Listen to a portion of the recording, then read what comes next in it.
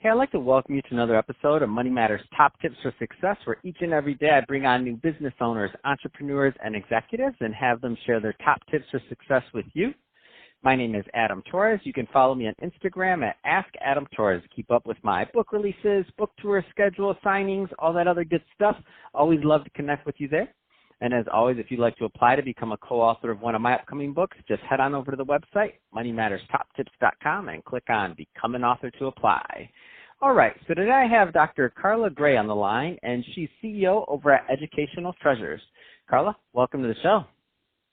Thank you, Adam. I am so grateful to be a part of this podcast. And so I'm excited to get more into what you're doing over at Educational Treasures, and also about you just co-authored a book. Want to definitely talk about that. But before we do, let's get a little bit further into your background. So how'd you get started in your career and in business? Oh, sure. The foundation for becoming an entrepreneur was laid for me at an early age. I can truly recall at age 6 being introduced to the concept of being an entrepreneur by my maternal grandmother. She would carry me with her to her tenants to pick up rent from her many rental properties during the summer.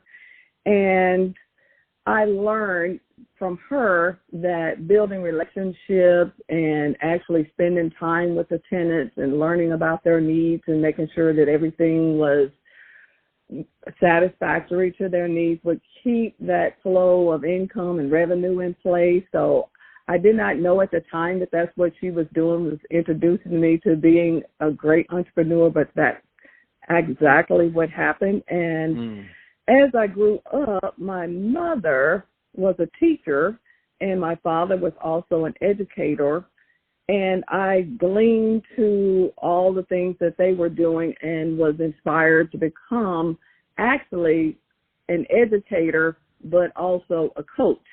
Now, my mother, because I wanted me to actually stay in the arena of a teacher, however, I was a great athlete and I wanted to become a coach, but I did follow her lead, and she left it open and said, you can also be a coach later, but go on and get your education as an elementary ed teacher. She saw that gift in me, and I did so. And with the combination of having been exposed to being an entrepreneur and the desire to be a coach and being a classroom teacher, it all came together one day when I was sitting in a professional development, my first year as a teacher.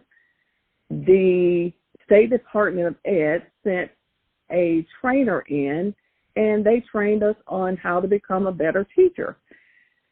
As a result, I knew at that point I wanted to be a coach, but to coach other teachers, and that's how I started my new business about 13 years later after seeing that person train me. Wow, that's amazing. And so I see a lot of people that want to be in the teaching and or coaching realm, and I meet them pretty often, and they always look for advice. And while I can't claim to, I'm not per se a coach. I don't know that that's my calling. I don't know if I have that skill set, but you do, obviously, and you've been doing it for many years. So what kind of advice would you give to those would-be coaches or those people that are just maybe starting even their coaching practice in business or otherwise to really getting started? Because there's some people out there that are maybe starting where Carla started many years ago. What kind of advice would you give them? Oh, sure. Well, one of the things that I definitely had to learn early on as I ventured down that path, of course, I was inspired by the particular trainer who was teaching and coaching us. And I knew that I had to, first of all, do my due diligence. I had to actually study, do a lot of research on the field to actually understand what it would take to become a coach and also a trainer of teachers. I learned about what particular certifications that were required, and also I had to learn to look for problems and become a solution to the problems.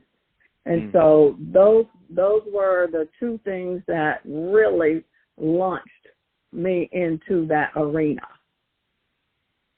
So Carla, I want to get a little bit more into the content that you wrote for a book that was just released. Let's take me there. So tell us a little bit more about the book and about the content that you wrote for it, please. Absolutely. One of the things that I wanted to do was to provide clients and or potential clients with some supplemental material that would actually open their awareness of what I actually offer. At the beginning of the year, I had an opportunity to become a part of a collaborative book, and the name of the book is Discover Your Team's Potential, Proven Principles to Help Engage Your Team and Improve Performance. A couple of years ago, I became certified as a personality disc trainer. And so the particular person that actually certified me offered me the opportunity to be a part of this book. My particular component actually lends itself to helping schools help teachers understand students better, and also it helps them to maximize the potential of students by understanding how they actually think, communicate based on their particular personality traits. Early on in my career, as I had my consulting firm, Educational Treasures, I focused mainly on helping teachers understand how to teach particular instructional strategies or teaching practices. However, I learned that the real key to success was actually understanding how to address students from an individualized and personalized manner. By understanding that particular aspect and getting a profile as to how a particular student learns, it actually increases in achievement as opposed to just applying strategies and curricula alone. And that's what I actually present in my particular chapter in the book. Wow, that's awesome. I want to switch it up a bit also, Carla. So let's get into what you're doing over at Educational Treasures. So tell me a little bit more about the business, please. Absolutely. The main thing that I do a lot of networking. I meet a lot of people throughout the week. And the number one thing I try to do is build relationships. And in doing so, I meet particular people who are board members, superintendents, teachers, and people who have their children in schools. And so that's one of the things that I do a lot of in making connections. The next thing that I spend a lot of time doing is educating educators on the value of actually understanding students as to the way they are wired, how they communicate. And with doing so, I teach them that there's only really about a 35 to 45% chance that there's going to be a natural fit between a teacher and a student. And in doing so, this opens their awareness that, well, how can I connect and engage more students? And I give them my success formula and how we actually present to them particular ways that they can set up lesson plans, they can set up activities that actually align to each student, and they can do it in a way that's very easy and takes the stress off of the teacher as well as students. This is the main thing that I do so far, is helping schools to raise their achievement according to the way that students actually learn, and help teachers to really just adjust to the styles of students. And this is the most important aspect of my business. So what kind of, I mean, it sounds really interesting, meaning I know that you, when you say this, the first thing that comes to my mind is I'm like, wow, well, it makes a lot of sense. And I know that you've helped a lot of different people and different students. What kind of results, or should I say feedback, have you received from some of your clients? Because I don't want to assume that the listeners understand how important what you're doing is.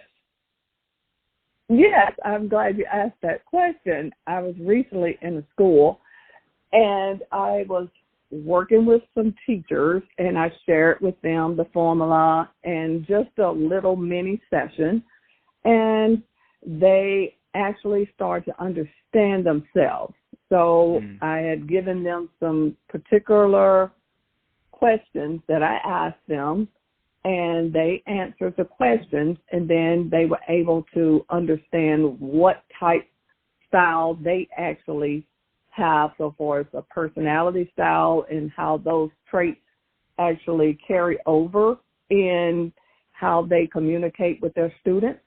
And so they were so amazed at how this related to the way they actually delivered instruction. Later that day, in the same school, I worked with their students. And remarkably, the teachers did not have to even stay for the session. They were so impressed with the formula that they wanted to see me apply the formula with the students. And each of them stayed for the particular session with the students. And they saw all of the students' awareness open up. They started to understand how they learn, and also how to relate to other students and communicate across the board with other people who were different from them. They started to accept each other's differences, and the students made adjustments, the teachers made adjustments, and that was the premises of how impactful these sessions are. Wow. And as we continue to go on and I follow up with them, the particular ways teachers manage their classrooms and the results they're getting is very astounding. Well, I love it. So, Carla, if somebody is listening to this and they want more information on Educational Treasures or to connect with you, what's the best way for them to reach out? Yes. My website is www.educationaltreasuresllc.com. I am on all platforms for social media, and that is Dr. Carla Gray, Gray, Dr. Carla Gray. That is my particular handle for all social media. And also, I can be connected at drcarlagray.com, so far as another website that just features other particular offerings that I have for entrepreneurs and individuals who are looking to increase their productivity. That's amazing.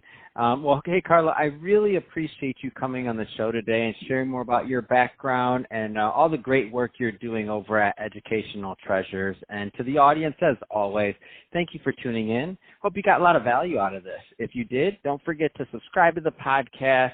Leave me a review on the Apple iTunes store. Share this with your friends and family. I mean, do all those great things we do to support our podcasters. I really do appreciate it. It means a lot to me. And Carla, thanks again for coming on the show.